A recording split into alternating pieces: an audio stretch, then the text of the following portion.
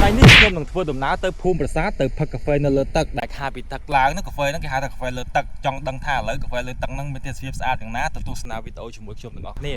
ហើយនៅពេលដែលបងប្អូនជិះមកពីវត្តពោព្រៃស្លាយណាមកដល់កន្លែងនោះគេហៅថាសាលាតំណាក់ជិះមកផ្លូវប៊ូតុងរហូតបងប្អូននេះមកដល់ផ្លូវប៊ូតុងរហូតដល់ពេលមកដល់នេះផុតឃុំតលុនយើងចូលដល់ឃុំប្រាសាទអញ្ចឹងណាអញ្ចឹងផ្លូវហ្នឹងគឺផ្លូវគ្រួសចេះតែយើងអាចជិះបានបងប្អូនទាំងឡានទូចឡានធំឲ្យជិះបានទាំងអស់គឺផ្លូវគ្រួសទូចស្រួលមែនតើអញ្ចឹងបងប្អូនត្រូវជិះត្រង់ទៅរហូតបាទនឹងទៅដល់ស្ពានប្រាសាទហើយអញ្ចឹងការធ្វើដំណើរពីវត្តពោព្រៃស្លែងទៅប្រហែលជា4-5 គីឡូបងប្អូន4-5 គីឡូយើងនឹងទៅដល់ស្ពានឆ្លងប្រាសាទអញ្ចឹងណាហើយយើងធ្វើដំណើរតាមផ្លូវគ្រួសទេបាទបងប្អូនយើងមកដល់ស្ពានឡើងប្រាសាទតែអានេះគេធ្វើអត់ទាន់ហើយទេខាងនេះតែគេអាចគេទុកឲ្យផ្លូវនោះឲ្យយើងឡើងបានណាមានឡានម៉ូតូឲ្យឡើងតាមនឹងបានបាទអញ្ចឹងយើងឡើងតាមនឹងទៅដល់ពេលខាងនោះវាល្អទេបាទឥឡូវនេះខ្ញុំបានមកដល់ស្ពានប្រាសាទហើយបងប្អូនតែស្ពាននេះយើងអាចឆ្លងបានអញ្ចឹងយើងពេលតែឡើងស្ពានប្រាសាទហើយយើងធ្វើដំណើរទៅខាងមុខហើយបត់ឆ្វេងបាទយើងបត់ឆ្វេងបន្តិចផ្លូវហ្នឹងផ្លូវត្រង់ណាបាទអូនេះទស្សនាយូរនេះអូអ្នកពូបើកកណូតបើកឲ្យបានខែនេះបាទនេះអញ្ចឹងពេលដែលឆ្លងស្ពានហើយបងប្អូនទាំងអស់គ្នាបត់ឆ្វេងមកបាទអាចថាផ្លូវត្រង់ក៏បានដែរបងប្អូនដោយសារមានផ្លូវបត់ស្ដាំទៅភូមិគេអញ្ចឹងណាហើយយើងបត់ឆ្វេងមករហូតមកដល់ហើយបាទឥឡូវនេះខ្ញុំបានមកដល់បឹងកាហ្វេហើយដែលគេហៅថាកាហ្វេលើទឹកអាប៉ាការខែទឹកបងប្អូនដល់ពេលខែគោកអញ្ចឹងយើងគាត់ដេកបែបនៅលើគោកស្អាតរបស់គាត់នៅផ្ទះគាត់ហើយនៅខាងក្រោមយើងមានកន្លែងអង្គុយហ្នឹងហើយទេសភាពអែមែនតើបងប្អូនមើលអ្នកដែលចង់មកលេងប្រាសាទអាចមកលេងបានហើយកុំភ្លេចរំលងបឹងកាហ្វេបងប្អូនបឹងកាហ្វេមានតែមួយហ្នឹងទេទេសភាពស្អាតនៅប្រាសាទនេះឯងហើយយើងចូលមកយើងមានកាហ្វេញ៉ាំនេះបឹងកាហ្វេ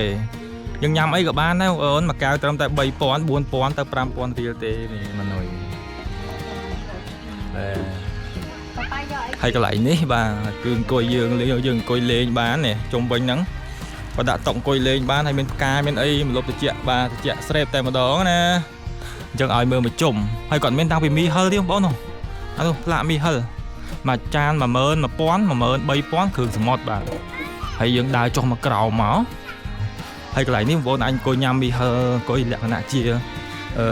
ក្រុមគ្រួសារបាននេះមិត្តភក្តិអីនេះបាទលយមែនតើនេះហើយយើងដើរចុះមកក្រោមមកបាទយើងអង្គុយញ៉ាំកាហ្វេបែបមាត់ទឹកអញ្ចឹងណាលយមែនតើអូថ្ងៃនេះឃើញម៉ួយ2នាក់បានមកអង្គុយញ៉ាំកាហ្វេបាទអូខេយើងឆ្លងស្ពានមកបាទនេះអូអង្គុយញ៉ាំកាហ្វេឡើងរីលិចតែម្ដងណាជាពិសេសនេះថ្ងៃលិចអញ្ចឹងលយមែនតើហើយមក2នាក់អូនថ្ងៃហ្នឹងអាសាមកហ៎នៅស្រុកហ្នឹងទេចានៅក្នុងបណ្ដាញហ្នឹងទេអូបាទអូនោះទស្សនាកណូតបានទេបងប្អូនកណូតជិះតាមទឹកកណូតបើក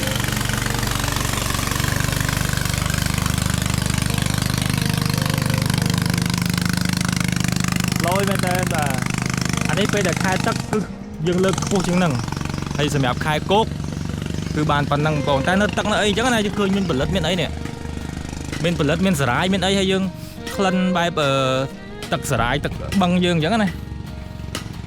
ចឹងបងប្អូនអ្នកចង់មកលេងប្រាសាទអីកុំរំលងបាទបឹងកាហ្វេមកអង្គុយលេងមកផឹកកាហ្វេមកហើយគាត់តែកបផ្កាស្អាតណាស់នេះឃើញសើផ្កាតែម្ដងអង្គុយណាក៏បានហេណោះអូនោះអ្នកលើកកាហ្វេមកបាទយើងអង្គុយកំងទៅហើយយើងចុះមកអង្គុយក្រោមមកបាទអ្នកលើកកាហ្វេឲ្យដល់ទីតាំងតែម្ដងបាទនេះអ្នកលើកកាហ្វេយកមួយបាទហើយជន់លើនេះគាត់ចិញ្ចឹមតិចកម្មហ្នឹងបាទនេះឃើញតែតិចកម្មអញ្ចឹងនេះគឺជាទស្សនវិជ្ជាដែលស្ថិតនៅក្នុងបឹងកាហ្វេនៃឃុំប្រាសាទទាំងមូលហើយបងប្អូននៃខេត្តទឹកស្រកណានៅសល់ទឹកតិចអញ្ចឹងតាមមាត់ខែព្រែកអញ្ចឹងបងប្អូនដែលចង់ទៅលេងអីអាចលេងបានមើលវីដេអូនេះពីដើមដល់ចប់ហើយកុំភ្លេចចុច follow admin ម្នាក់មួយផងទស្សនាវីដេអូផ្សេងទៀតនៅពេលក្រោយណាអរគុណជម្រាបលា